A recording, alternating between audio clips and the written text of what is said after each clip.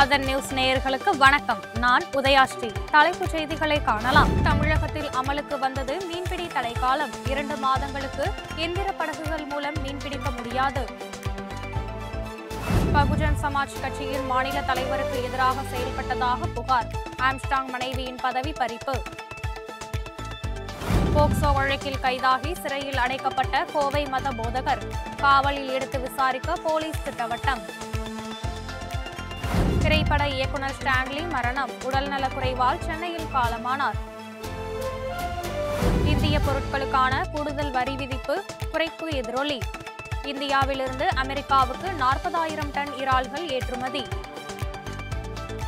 தங்கம் விலையில் லேசான சரிவு. சவரனுக்கு மீண்டும் 70,000க்கும் கீழ் குறைந்தது. இனி தொடர்வது விரிவான செய்திகள். பகுஜன் சமாஜ் கட்சியின் மாநில ஒருங்கிணைப்பாளர் பொறுப்பிலிருந்து ஆம்ஸ்ட்ராங் மனைவி பொற்கொடி நீக்கப்பட்டுள்ளார். இக்கட்சியின் மாநில தலைவர் பொறுப்பிலிருந்த ஆம்ஸ்ட்ராங் கடந்த சில மாதங்களுக்கு முன் படுகொலை செய்யப்பட்ட நிலையில் அவரது மனைவி பொற்கொடிக்கு கட்சியில் மாநில ஒருங்கிணைப்பாளர் பதவி வழங்கப்பட்டது.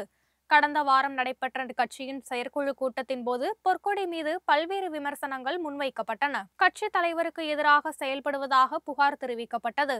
இதன் தொடர்ச்சியாக தற்போது பொற்கொடியின் பதவி பறிக்கப்பட்டுள்ளது. போக்சோ வழக்கில் கைதாகி இருக்கும் மத போதகர் ஜான் ஜெபராஜை காவலில் எடுத்து விசாரிக்க போலீசார் திட்டமிட்டுள்ளனர். தென்காசி மாவட்டத்தைச் சேர்ந்த கிறிஸ்தவ மத போதகர் ஜான் ஜெபராஜ் என்பவர் கோவையில் 2 சிறுமிகளுக்கு பாலியல் தொல்லை கொடுத்ததாக புகார் தெரிவிக்கப்பட்டு கைது செய்யப்பட்டார். போக்சோ வழக்கில் அவர் கோவை மத்திய சிறையில் அடைக்கப்பட்டுள்ளார்.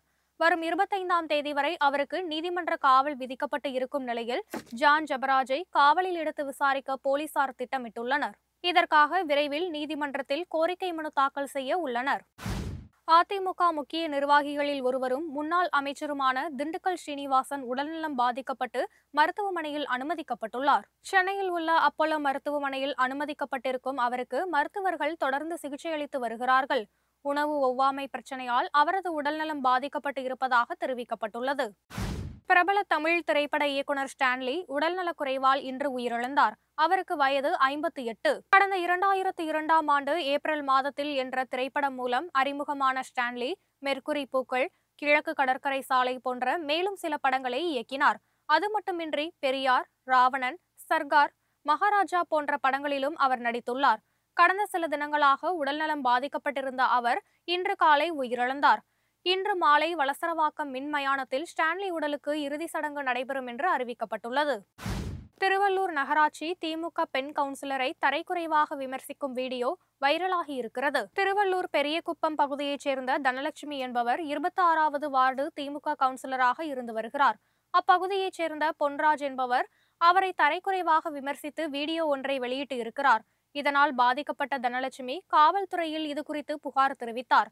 அதன் அடிப்படையில் ஏற்கனவே கொலை குற்றச்சாட்டுக்கு ஆளான பொன்ராஜை போலீசார் தேடி வருகின்றனர். தமிழகத்தை ஒட்டிய வங்கக்கடல் பகுதியில் இன்று முதல் 61 நாட்களுக்கு மீன்பிடி தடைக்காலம் தொடங்கியிருக்கிறது. கன்னியாகுமரி தொடங்கி திருவள்ளூர் மாவட்டம் வரை தடைக்காலம் அமலுக்கு வந்திருக்கிறது. வரும் ஜூன் மாதம் 14ஆம் தேதி வரை இந்த தடைக்காலம் அமலில் இருக்கும். இந்த நாட்களில் விசைப்படகுகள் மூலம் கடலில் மீன்பிடிக்க அனுமதி வழங்கப்பட மாட்டாது. கட்டுமரங்கள் மற்றும் செயற்கை இழை நாட்டு படகுகள் மூலம் கடற்கரையிலிருந்து ஒரு குறிப்பிட்ட தொலைவு வரை மட்டுமே மீனவர்களுக்கு மீன்பிடிக்க அனுமதி வழங்கப்படும். ஏப்ரல், மே மற்றும் ஜூன் மாதங்கள் வங்கக்கடலில் மீன் இனப்பெருக்க காலம் என்பதால் இந்த தடை அமல்படுத்தப்படுகிறது. தீ விபத்து இல்லாத இந்தியாவை உருவாக்கிட ஒன்றிணைவோம் என்பதை வலியுறுத்தி தஞ்சை மண்டல தீயணைப்புத்துறை சார்பில் விழிப்புணர்வு பேரணி நடத்தப்பட்டது. மாவட்ட காவல் கண்காணிப்பாளர் ராஜாராம் இதனை கொடியசைத்து துவக்கி வைத்தார். தமிழ்நாடு தீயணைப்பு மற்றும் மீட்பு பணிகள் துறை சார்பில் ஒவ்வொரு ஆண்டும் ஏப்ரல் 14ஆம் தேதி முதல் 20ஆம் தேதி வரை தீத்தொண்டு வாரம் அனுசரிக்கப்படுகிறது. அதேபோல் இந்த ஆண்டும் தீத்தொண்டு வாரத்தை முன்னிட்டு தஞ்சை மண்டல தீயணைப்பு மற்றும் மீட்பு பணிகள் துறை சார்பில் விபத்தில்லா இந்தியாவை உருவாக்கிட ஒன்றிணைவோம் என்பதை வலியுறுத்தி விழிப்புணர்வு பேரணி நடத்தப்பட்டது. தஞ்சை நகரின் முக்கிய வீதிகள் வழியாக நடைபெற்ற இந்த பேரணியில் தீயணைப்பு வீரர்கள், கல்லூரி மாணவ மாணவிகள் என ஏராளமானோர் கலந்து கொண்டு தீ விபத்து தொடர்பான விழிப்புணர்வை பொதுமக்களிடம் கொண்டு சென்றனர். தென்காசி மாவட்டம் கடையம் அருகே குடியிருப்பு பகுதிக்குள் மலைப்பாம்பு புகுந்ததால் அங்குள்ளவர்கள் அதிர்ச்சி அடைந்தனர். கடையத்தில் வசிக்கும் மைதீன் என்பவர் வீட்டின் முன்பாக ராட்சத மலைப்பாம்பு ஒன்று ஊர்ந்து சென்றது. இதனை கண்ட பொதுமக்கள் அதிர்ச்சி அடைந்து உடனே வனத்துறைக்கு தகவல் அளித்தனர். பின்னர் வேட்டை தடுப்பு காவலர் வேல்ராஜ் தலைமையிலான குழுவினர் அப்பகுதிக்கு சென்று சுமார் 10 அடி நீளமுள்ள அந்த மலைப்பாம்பை லாவகமாக பிடித்தனர். பின்னர் அதனை கடையம் வனச்சரகத்திற்குட்பட்ட அடர்வன பகுதியில் கொண்டு போய் விட்டனர். தேனி மாவட்டம் கூடலூர் அருகே மான் வேட்டையில் ஈடுபட்ட ஒருவர் கைது செய்யப்பட்டார். கூடலூர் அருகே சுரங்கனார் காப்புக்கோடு பகுதியில் மான் வேட்டையாடப்பட்டதாக வனத்துறைக்கு ரகசிய தகவல் கிடைத்தது. அதன் பேரில் வனத்துறையினர் அங்கு சென்று அது குறித்து விசாரித்தனர். சந்தேகத்தின் பேரில் மேலக்கூடலூர் ராஜபிரபுவை சோதனையிட்டதில் அவரிடம் மான் இறைச்சி இருப்பது தெரியவந்தது. அதனை பறிமுதல் செய்த வனத்துறையினர் பின்னர் ராஜபிரபுவை கைது செய்து வழக்கு பதிவு செய்தனர். அவரிடம் நடத்திய விசாரணையில் இந்த வேட்டையில் மேலும் சிலர் ஈடுபட்டதும் தெரியவந்தது. விலங்குகளை கொல்பவர்கள் மீது கடும் நடவடிக்கை எடுக்கப்படும் என வனத்துறை எச்சரித்துள்ளது. இந்திய பொருட்களுக்கான கூடுதல் வரி விதிப்பை அமெரிக்கா நிறுத்தியதை அடுத்து அந்நாட்டுக்கு 40,000 டன் இறால் உணவு ஏற்றுமதியாகிறது. இதற்கான பணிகள் முழு வீச்சில் நடைபெற்று வருகின்றன. இந்திய கடல் உணவு ஏற்றுமதியாளர்கள் சுமார் 40,000 டன் இறால்களை அமெரிக்காவிற்கு அனுப்ப தயாராகி வருகின்றனர்.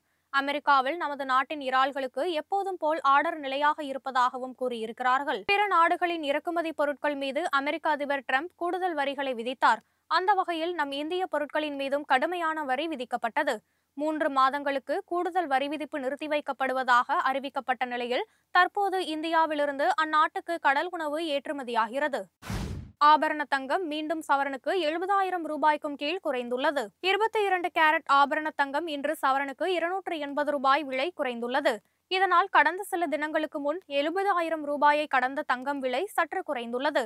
இன்றைய நிலவரப்படி ஒரு சவரன் 69,760 ரூபாய்க்கு விற்பனையாகிறது. அதே நேரம் வெள்ளியின் விலையில் கிராமுக்கு 2 ரூபாய் அதிகரித்து 1 கிராம் 110 ரூபாய்க்கு விற்பனையாகிறது. இத்துடன் இந்த செய்திகள் நிறைவடைந்தன. செய்திகளை உடனுக்குடன் தெரிந்து கொள்ள இணைந்திருங்கள் ஆதனுடன்.